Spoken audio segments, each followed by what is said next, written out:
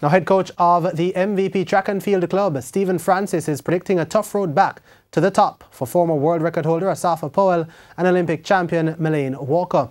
Both athletes returned to the UTEC-based club this season after leaving back in 2013 to ply their trades elsewhere. We'll see what will happen.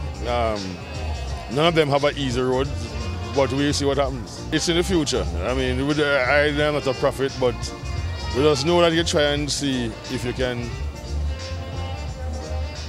prescribe a certain course of action, and then hopefully it turns out to be how you expect. Meanwhile, despite losing a number of top athletes, including Olympic champions Michael Frater and Sharon Simpson in recent years, Francis says the club remained in good standing, but added that the door is always open for athletes to return. Nobody leaves us in animosity, and so therefore we always keep a door open for those who have shown that they're ready to return.